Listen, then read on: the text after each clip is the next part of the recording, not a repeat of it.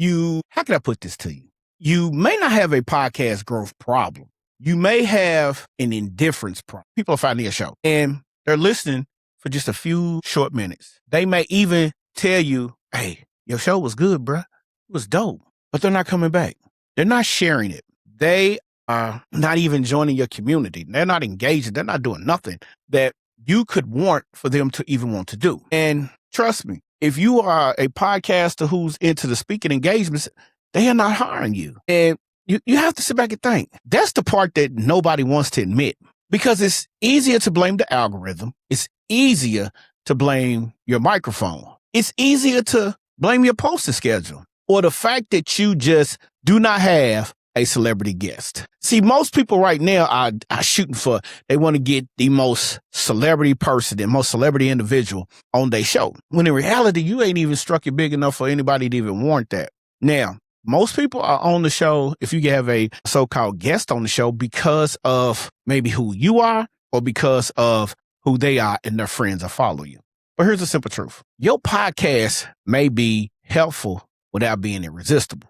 Helpful content answers a question. Irresistible content, well, that makes listeners feel like the show was created specifically for them. Now let that ponder for a second. It speaks to a problem they are having and they've been carrying around for a while. It gives them the problem name. It challenges their thought process on what they thought might have been true. And before the episode ends, it gives them a reason to want to come back and listen to your next specific episode. Now that's the difference. That's the difference between publishing an episode and building a show people become attracted to. Now, check us out. Today, I'm going to show you how to make your podcast harder to ignore, harder to forget, and easier to turn your clients into your community and your community into a revenue stream that can replace that 9-to-5 in the future. Because your audience doesn't need another decent podcast. They need a show they feel like they can't afford to miss.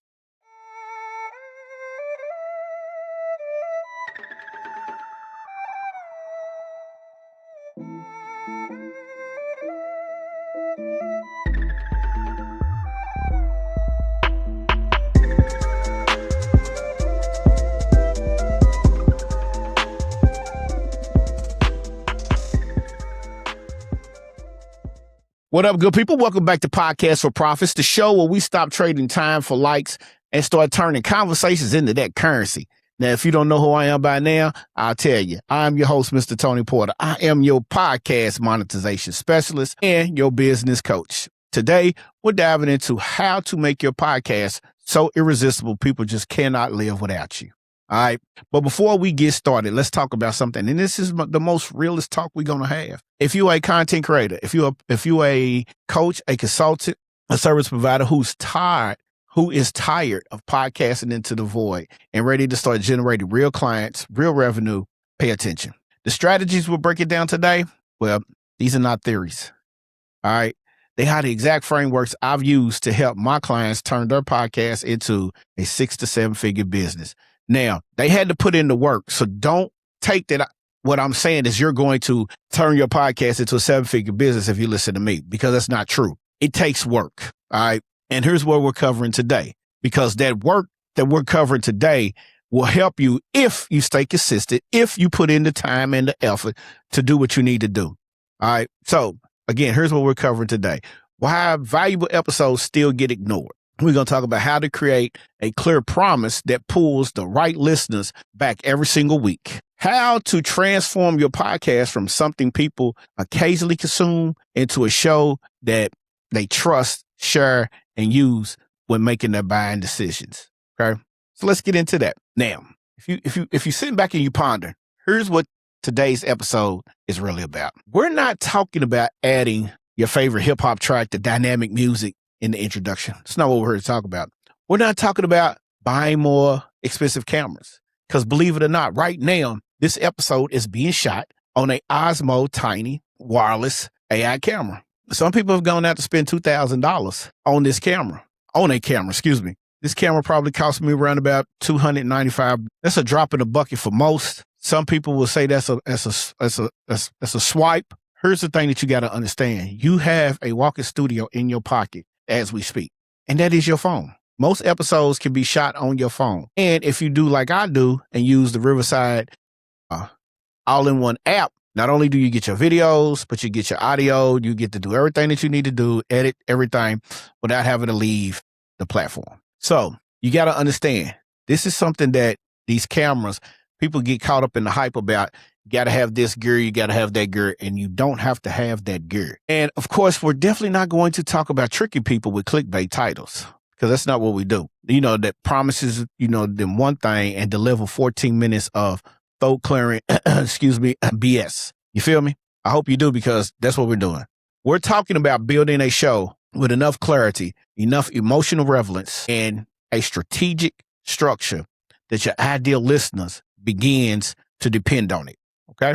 So let's be clear about that. We're not here to BS, fool around, hit you with the fluff, give you all that bull, none of that. All right? Because an Irresistible podcast does three things. What it does is it makes the right person feel seen. It gives them a reason to stay, and it creates a clear next step after they listen. When those three things work together, my peoples, you are no longer just producing content. You are building a trust scale. And that's what we're here to do.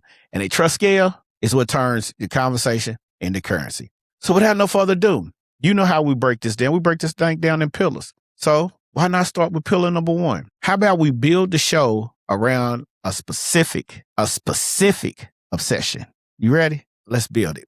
All right. Now, you're probably not struggling because you have nothing valuable to say. All right. You're struggling because your audience cannot immediately explain what they will consistently receive from listening to you. A lot of podcasters describe their show like this. We talk about business, life, mindset, success, entrepreneurship, branding, relationships, leadership, motivation, and whatever else comes to their freaking mind at that particular point in time. That's not a podcast promise. That's that junk drawer next to your bed that you keep all of your papers, and we call it file 13 over here. Because once we look at it, we see that it's something that we don't want, we just file it away. 13. Remember, 13 is the most unluckiest number, so we just file it in file 13 because we never go back to it. All right. There might be something else useful inside, but nobody wants to dig through it every Tuesday, every Monday. Whenever you launch your episode, nobody wants to go back to that. So your podcast becomes irresistible when you build around a specific obsession your audience already has. Now, if you haven't paid attention, there are a ton of podcasts out here today. Okay. Some of the most notable ones are, if you're in my culture, it's the Drink Champs, Joe and Jada, Joe Budden Show. If you're in the sports culture, you got The Pivot. You have 4th and 1 with Cam. And these are just some of the ones. These are the ones that I listen to. All right. There are a ton more. If you're a political type of person, you got the Joe Rogan Show. You have other podcasts out here and other people like Tim Ferriss, Amy Porterfield, David Sands. These are people and podcasts that have put in place because people either they want to learn, they want to take notes, they want to grow. All right. So your podcast becomes irresistible when you build around that specific obsession, and your audience already has one. So that's how people find out. Now, from my audience, the obsession is not merely podcasting. It's turning your podcast into something that produces clients, credibility, community, and some revenue. And that's why I call this thing the podcast for profits. The name makes a promise. The tagline makes a promise. We turn conversations into currency. All right. Now, whether you have a solo show, a hybrid show, or you do interviews, you have to be able to turn your content into currency. And I'm not talking about just your show. You might have an ebook that you want to sell. You might have some prompts that you want to sell, because right now you got to think about it. AI is taking over the world. AI helps write out outlines for my podcast. Now, do I get busy with what I do? Yeah, I do. All right. But when the right listener hears what you do, they know this is not a show about collecting downloads so you can brag about your analytics at dinner. It's not what we do. We want to make sure that you turn your conversations into currency, because it's about to be a business asset.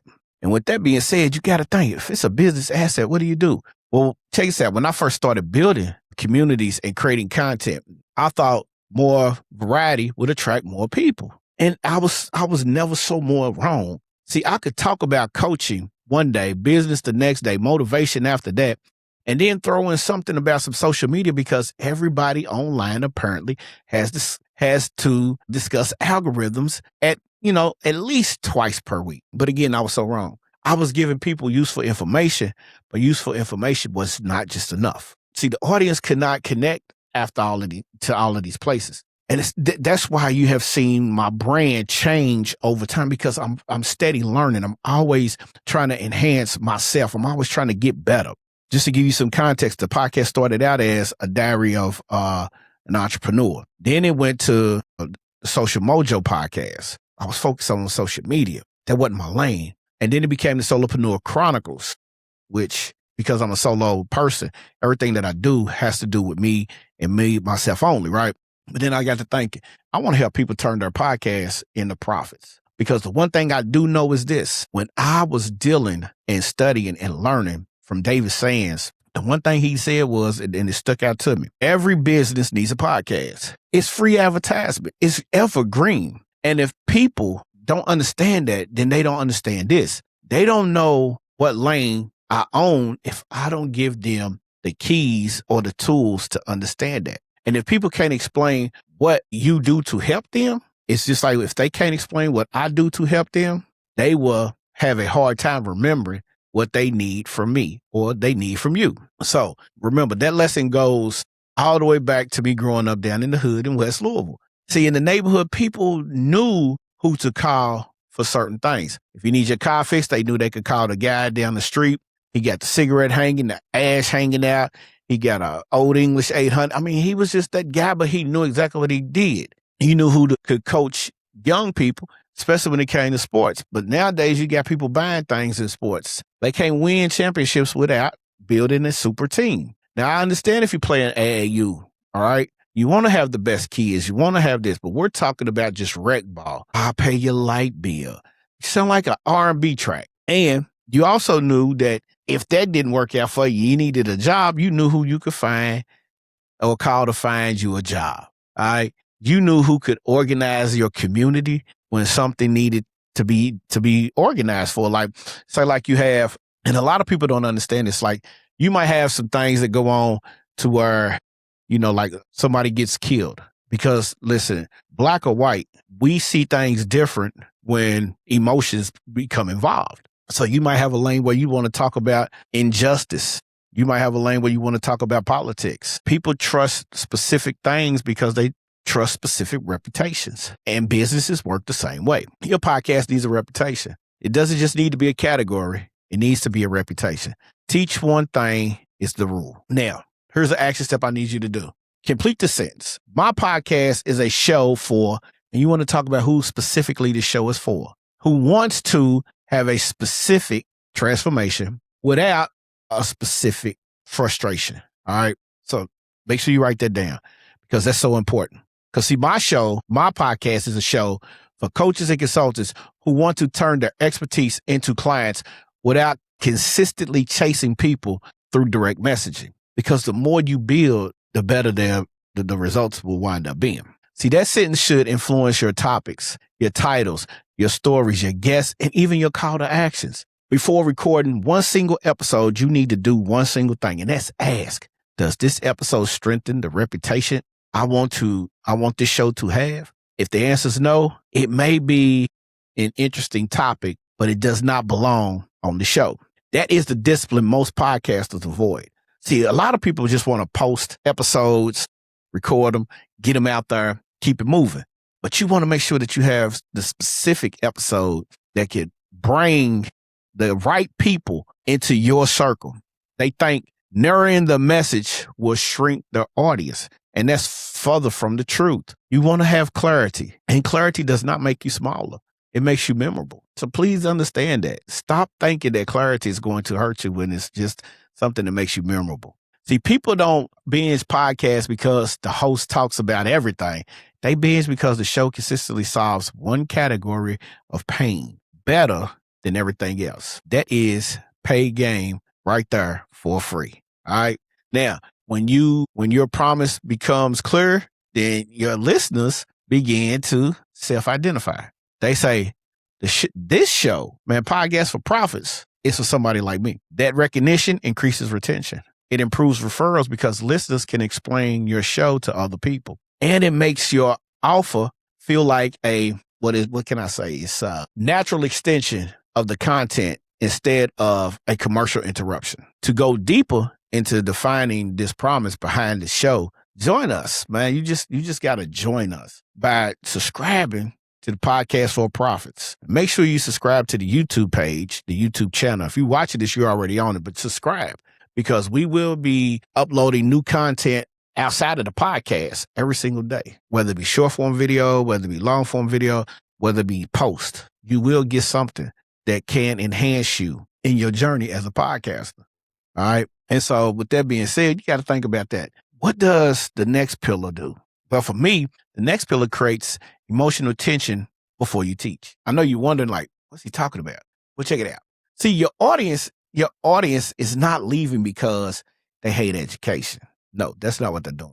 They're leaving because you are giving them the answer before they feel the weight of the problem. See, most podcasters start episodes like a textbook. Today, I'm going to share 5 ways to improve your podcast. Then they immediately begin listing the tips. Right? The information may be correct, but there's no tension. There's no buildup. Treat your podcast like a Law and Order episode. Because see, with no tension, there's no emotional connection. With no emotional connection, there's no reason to keep listening. Information alone does not hold their attention. Unresolved tension holds their attention. And believe it or not, I learned that through my coaching aspects. See, my homeboy decided he wanted to start a podcast. He had a great idea. He was doing fragrance reviews, but he wanted to get more into the teaching aspect of how do you know what fragrance is perfect for you to have. All right.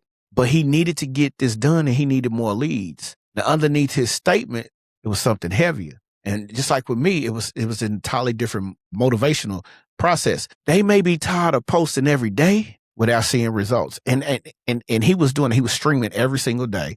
And he felt like he was getting 1 or 2 downloads, maybe a couple of subscriptions. But it was just that the fact that he was getting tired. He was worried about his business. And he felt like it wasn't growing fast. And of course, he's a younger cat. And that made him feel more embarrassed because people see him creating content, but nobody was, seeing what was going on behind the scenes, the frustrations, the studying, the notes, the development of his palate within inside of his, what can I say, which made it more, he would go deeper. Let me say that. And then some people may question whether they are good enough to even finish going through where they at. So you have to think, now we get into that real conversation. Because see, when I coach somebody, I don't rush past none of what we just talked about. I help them identify what the problem is and what it's costing them. Is it time? Is it confidence? Maybe it's revenue. Maybe it's the momentum. It could be opportunities. See, that's the thing. Because once somebody understands the real cost of the problem, they become ready to hear the solution. Now, it's the same in everything that you do. And where I really felt that out is when I was coaching football. You do not make an adjustment just because a play gained a few yards. You identify what was going on, what the offense is trying to exploit, what the defense is trying to shut down, what really happens if you fail to correct it right then and right there. A lot of coaches don't know how to make in-game adjustments. A lot of coaches and consultants don't know how to make in-game adjustments with their business. Let that ponder. You see where I'm going with that? And see, once you make that adjustment, that really means something. Podcast content works the same way. Diagnose before you prescribe to teach the one thing rule. Before teaching your main strategy, answer 3 questions. And these 3 questions specifically out loud. Number 1 is, what is the listener currently experiencing? Then you hit them with number 2, what false assumptions is keeping them stuck where they're at? And then last but not least with number 3, what will continue to happen if there's no changes made? For this episode, the answer might be you're publishing valuable episodes, but listeners are not returning. You assume you need more promotion, but if the show itself is not memorable, more promotion only sends more people into a forgettable experience. Now that's crazy, but that's the honest to God truth. And now listeners feel the urgency and then they just sit back and be like, no, I can't even fool with that. But then you teach. And what I teach is I teach the paid hook formula. That's the PAID hook formula. And I put that in action. That's pain at the point. Agitate. I agitate that with reality. I interrupt the assumption and dangle the solution. Do not manufacture fake drama. That's for the reality shows that everybody like to watch. Speak honestly about real consequences. That's all you got to do. That's a difference. And that's a major difference. And once you figure that out, everything is super smooth for you. Now, if the listener does not feel the problem, your solution sounds like information. When they feel the problem, your solution sounds like relief. You understand? I hope you understand. And this is how you make teaching irresistible. Proof to promise is the bridge. All right. When you build an emotional tension correctly, your audience listens longer because they want the resolution. They remember the lesson because it is attached to something that they feel. And they trust you because you demonstrated, and I mean, you took your time out and you basically broke it down for them, that you understand the problem beneath the problem. Yeah. That is the beginning of authority. Not showing people how smart you are, showing them how accurate you understand them. Now, a lot of people would tell you to join this and do that. But in order for me to get you to understand who I am with Podcasts for Profits, I did away with all of that and decided I'm going to put this content on the YouTube page for free. And that's what we did over here at Podcasts for Profits. So I need you to subscribe, click that bell notification, and join us each week when we upload our episode every Monday at 6 a.m. But also look out for the information that possibly could help you throughout the week, because we could have some impromptu thoughts that come and we need to put them down. And this is exactly what we do. Now, when you talk about number 2 and you're moving into number 3, or the third pillar, what are we doing? We are building a repeatable moment people expect. See, your podcast may feel inconsistent even when you publish consistently. You can release on Monday at 8 o'clock in the morning and still give listeners a completely different experience every week. Consistency is not about what's on your calendar. And a lot of people seem to think that. A lot of people want to think that because you are posting consistently that they're going to grow. That's further from the truth. It's about the experience. See, podcast episodes help them reach something that they never thought they could reach. All right. The most memorable shows have recurring elements. Listeners know what kind of value, what kind of energy, what story, and what perspectives they are going to receive. That familiarity creates comfort, and comfort creates a habit. Now think about it. When you out here and you are doing something, or whether you're coaching, whether you are consulting a Fortune 500 company, think about the communities that you have associated yourself with. The stronger the community, that those communities have rituals. They have things that they do a certain way, and people are more welcome to understand that. They have phases everybody recognizes. They have recurring events. They are stories that get repeated because they represent what the community believes. They're not just basically sitting there rambling on. You got coaching communities, you got football communities, you got churches, neighborhoods, and you have businesses. Rituals create the main thing that most people dare not talk about, and that's identity. When I started building Podcasts for Profits, I thought about the community because I wanted to get people inside of the community, and so everybody could bounce ideas off of each other. But I realized people were not coming back for information. They came back because they knew how the space made them feel. They knew that they could be challenged. They knew that they could be supported. They knew somebody would tell them the truth without making them feel small. And that's how, listen, if you haven't paid attention, that's how Fortune 500 companies grow. That's how you see communities grow. And that's how you should think about your podcast. See, your podcast should have the same kind of dependability experience that you see these other people having. And that's what we try to do over here at Podcasts for Profits. You're going to hear the same central message. Stop trading time for likes. Start turning your conversations into currency. That line is not decoration. It reinforces what the show stands for.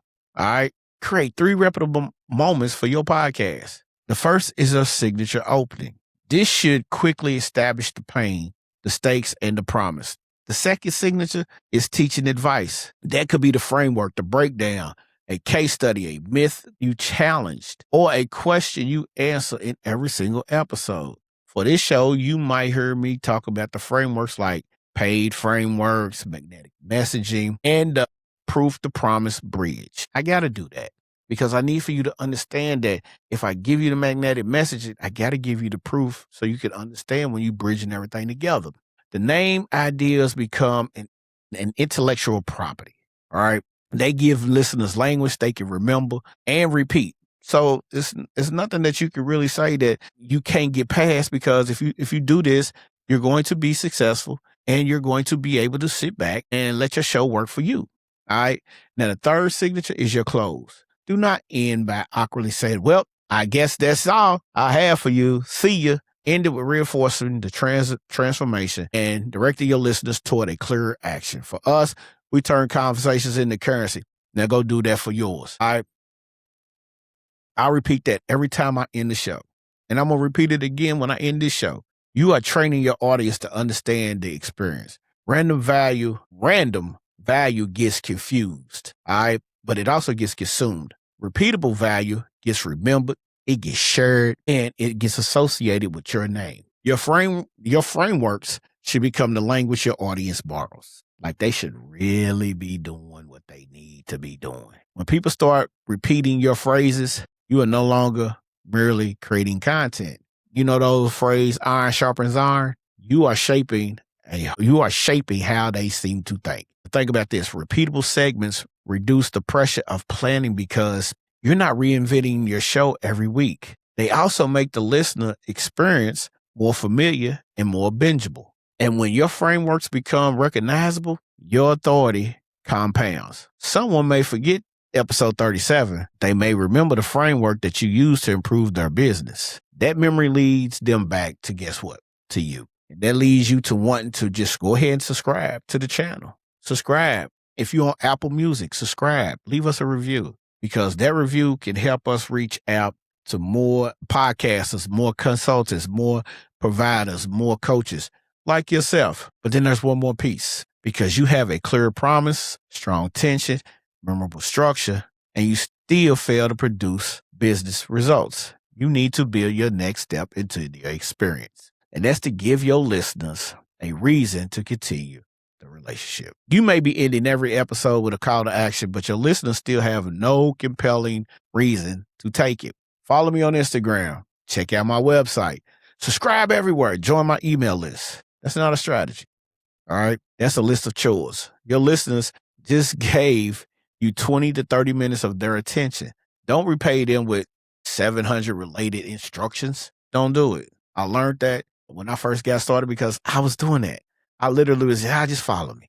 But I never gave them anything that could guarantee them what could happen if they follow me. So for a long time, I was teaching the creators what I thought was more focus, and that was focus on visibility. Post more, get more views, grow your audience. But visibility without direction becomes a digital applause. People clap, they scroll, but then they move on. When I started thinking about the podcast as a business system instead of just content or a content platform, everything became clearer. The episode created awareness. The best builds trust. The call to action moves the listener into a deeper environment. That right there, that strengthened the relationship. And the resources helped me get all the results that I needed to get.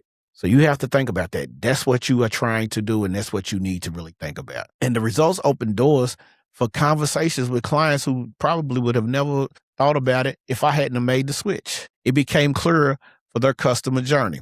Now, every episode should have one primary next step, all right? Not a generic action, not a relevant action. For an episode about making your podcast irresistible, the listener should be invited to access resources or go to a community that helps them improve their podcast journey. For me, we have the client-generated podcast blueprint. All you want to do is just say, comment, and I will send you that blueprint. It's a free resource. It helps listeners begin solving their main problem, and that's making the show irresistible. And it aligns with whatever we're doing, whatever we're talking about. It's always something that I can help them out with. Your CTA should answer why, and I mean why, is this a logical next step based on what we discussed today. If you can't answer that question, that call to action is probably disconnected from your episode. All right. So just be smart about it, because your podcast don't need more calls to action. It just needs to have a clear path from a conversation to a transformation. And that path is how conversations become currency. So when your CTA is aligned, It stops feeling like a promotion and it starts to feel like service. That's what you want. You want it to feel that way. And then the right listeners think, this is exactly what I need to do next. You feel me? All right, that's cool. I'm glad you do. So that also, you have to understand this, that leads to more community members if you have a community, more subscribers, more qualified conversations, et cetera, et cetera, et cetera, and et cetera. But just as important, it gives your listeners momentum. They do not finish inspired and confused. They finish knowing what to do next. Now, put all four of those together, and you have an irresistible podcast that qualifies. First, as you build around a specific session, the listeners identify and understands who the show is for and what the transformation helps create. Then, secondly, it creates emotional tension before teaching. The host does not rush into the information. I'll never rush into my information. I'm going to talk to you. It helps the listener understand why the information matters. Third, include repeatable moments, signature openings, named frameworks, recognizable stories, consistent closes. That's a rhythm. It's like dancing. That's a rhythm in the sky. And if you give your listeners a relevant reason to continue the relationship, the episode does not end at the end of the audio. It ends and it leads into communities, resource conversations, and the next episode that moves the listener into results. Now, here's the unspoken truth. You can't make a podcast irresistible to everybody, and you should stop trying. An irresistible podcast is specific enough that the right person feels deeply connected to it. Somebody else may not care, and that's okay. You can't get in your feelings. You can't be emotional. The goal is not to be universally approved. The goal is to be meaningful and relevant. All right? Because 100 deeply connected listeners can create more opportunities than 10,000 people who will barely remember your name. Your show does not need to be louder. It needs to matter more to the right people. Y'all understand? Y'all feel me? All right, cool. If this episode made you look at your podcast differently, don't let it become another idea you agree with and never implement. Take the next steps. Subscribe to the channel. Follow us on Apple Music. Follow us on Spotify. Leave us a review. We're going to continue to keep giving you this information, but we want to know if the information is hitting by you subscribing and leaving us a review and following us. That way we know that we touch base with you. All right. So your conversations matter. And with your conversations mattering, we want to make sure that you get a hold of the client-generated podcast blueprint. It's free. It's here to help you do whatever you need to do in order to enhance your content. The blueprint will help you connect with your message and help you get to that point that everybody will want to return when you start growing your show, right? So, like I said, don't just say good show. Tell me which pillar exposed the biggest weakness in your podcast for me. I promise I'll read every single message that is sent. What is the promise, the emotional tension, the repeatable structure, or your next step? Your review helps me get to more coaches and consultants and service providers. It helps me and helps them find the show, but it also helps me understand what you need from your next episode. Your podcast does not become irresistible because you talk long. It becomes irresistible because you understand your listeners better. Give them a clear promise, make them feel the stakes, create an experience they recognize. Then show them exactly where to go next. Subscribe to Podcast for Profits. Leave us a review. Tell me more what you thought. Join us on the Instagram channel. Grab the client-generated podcast blueprint in the show notes and stop creating episodes people merely like. Start creating conversations people remember, can repeat, and will do what? Act on. Over here, we turn conversations into currency. Now go turn yours.